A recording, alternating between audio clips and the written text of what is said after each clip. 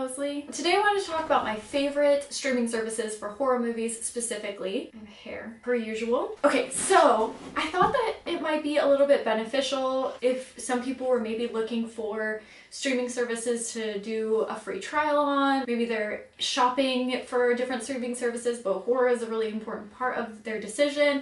I don't know, I just thought this video might be a little bit helpful. So between my husband and I, we have Shudder, Netflix, HBO Max, Hulu, Amazon Prime, and Stars. So those are the ones that I will be talking about in this video. I'm going to be ranking them from the one that I use the most to the one that I use the least. However, I'm also going to be talking about pros and cons of each one because I feel like everybody's looking for something different. So just because I use a specific streaming service doesn't mean that a different one wouldn't be a better fit for you. So let's just jump into it. So first, my favorite streaming service, the one that I click on the most, the one that I always go to is Shudder. Shudder is my absolute favorite. They have more obscure horror films in the sense of if you go to the streaming service, you may not recognize every single movie that's on there, and a lot of them you've heard of, but maybe you haven't seen before. They just have a lot of really, really cool, awesome options. And they're adding a lot more classic horror films, so like black and white horror and things like that, for the reasons why I like it. And by the way, I kind of want to do a whole video on why I love Shudder so much. So let me know if you guys would be interested in that, because I have so many reasons why I think Shudder is fantastic. In my opinion, they have the best classics, they have great older films, but they do have a lot of variety. They have films from other countries as well, and unique films and films that I think that I wouldn't come across any other way. Oh, my cat brought me a piece of paper so I can throw it because she likes playing fetch. So they have a great selection for older, maybe not as recognizable horror. They have great categories, they have a great interface. Cons. Now, if you just like more traditional horror films, Freddy, Jason, Michael, if you're the type of person that's like, yeah, I love horror, I watch every Conjuring movie that comes out, Shudder's probably not the place for you. But if you're like me, and if you have been searching very obscure horror films that no one has ever heard of in the history of forever at the age of 12, and making your 13-year-old friends watch things like Eraserhead, and they were like, why are you making me watch this right now? Then Shudder's probably for you.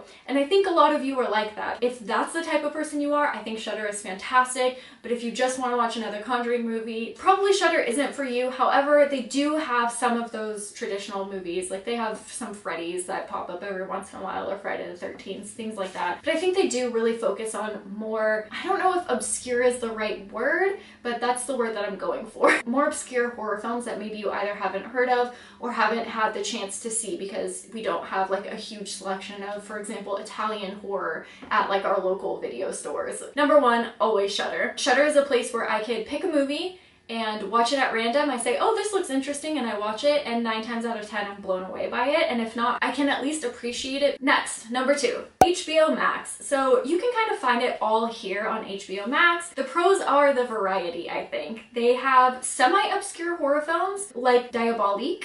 Sorry if I'm saying that incorrectly, but it's a French horror film. They also have Eyes Without a Face. This is another foreign film. Fantastic movie. I love being able to watch horror evolve from other countries as well. And I love those like foundational horror films. You can see what the horror that we have today was built off of. So being introduced to stuff like that, I just think is awesome. And I think it's cool that even movies that you would typically find on like Shudder are now transferring over to more popular sites like HBO Max. So I think that they have a really awesome selection. They have semi-obscure foreign horror films, and then they have modern masterpieces like Doctor Sleep. They have classics like Alien and American Werewolf in London. They have the Conjuring series. They have Death Becomes Her, Gremlins, Jaws. They have the new It. They have 7 Leprechaun movies. And if you've watched all of my videos, then you know that I hate Leprechaun.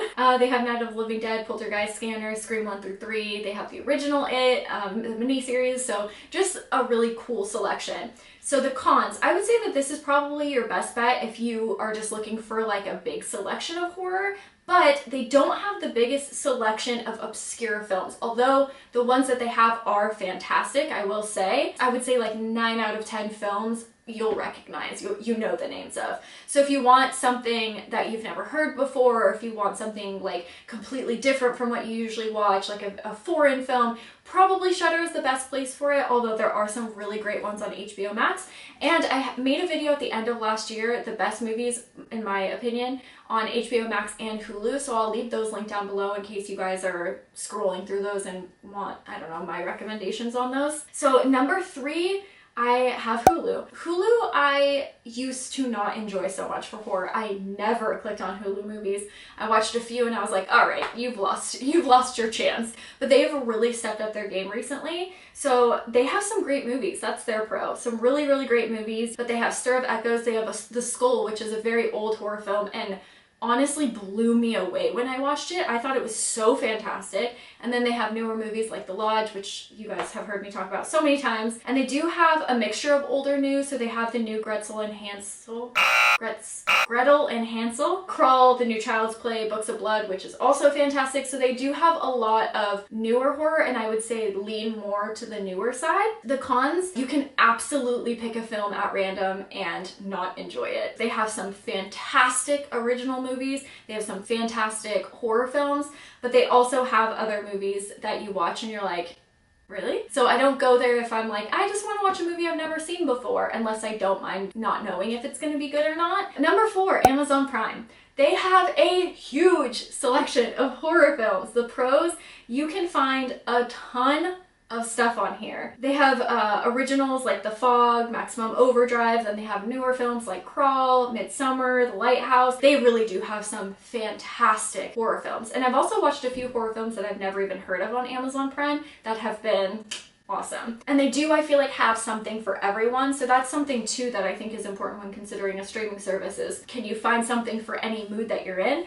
And I think Amazon is great at this. And it's such a shame because their con is that their interface is trash. And it's such a shame because they would probably be my second or third favorite streaming service, but their interface is so awful that I rarely go to it unless I have a movie in mind that I want to search for. The movies are in no order, no alphabetical order, no categories. You select horror films and it's like, cool, we have 400 and some odd horror films. You can just scroll through for 3 hours and find one. And I'm like, no. So if you have the time to go through and like scroll for the first, 30 minutes and add a bunch to your list, it is good because the movies that you do add to your list, if you click on them, they have recommendations that are similar to that one, and the recommendations are always fantastic. So they do have the ability to have like a good streaming service. I do not understand why they don't have categories, why it's not in alphabetical order. I don't know. And I'm not sure if it's different on the TV because I watch most of my movies on an iPad or a phone. I don't know if maybe the TV app is better and maybe I just need to switch to that, but the phone app and the iPad app are horrible. Come on, Amazon, step your game up. So they do have a great selection of movies, but you probably will not be able to find them. They do have some like really cool horror films that you can't find on other streaming services.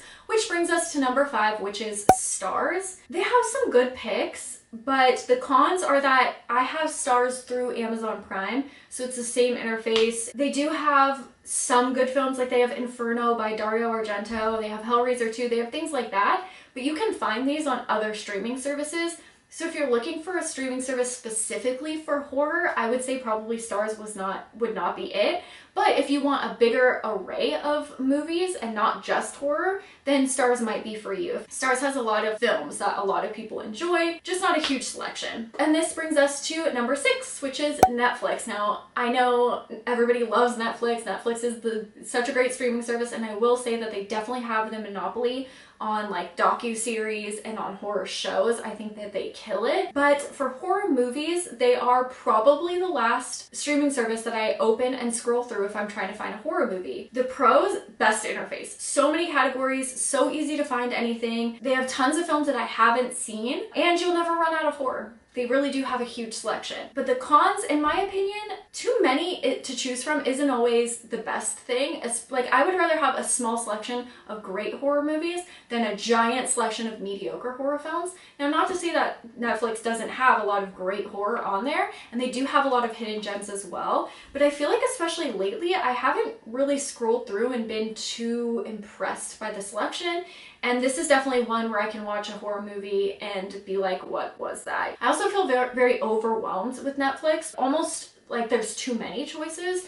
So I'll go through for an hour and be like, I still don't know what to watch, and then I'll just go back and watch The Exorcist for the 3,000th time. I know that so many people love it, and if you just want to watch every horror movie that has ever been created, Netflix is probably a great place to start. They do have a huge selection. So I will say that every single one of these streaming services have pros and cons, and I do alternate them. It's not like I only watch Shudder. You know, I definitely will hop over to Netflix, especially if I'm like want to watch a docuseries or something. And it's not in order from like best to worst. These are just in order from the one that I watched the most to the streaming service that I watched the least. And you know, we're all different horror fans. We all like different things. So maybe Shudder you'd hate and Netflix you'd love. This is why I wanted to make this list and kind of give you the pros and cons to each. But hopefully this video helped you a little bit. I don't know, hopefully you guys found this at all helpful. Also leave me a comment and let me know which streaming service you use the most. And I think that's about it. Thank you so much for watching, and I will see you Thursday with yet another horror video. Bye guys.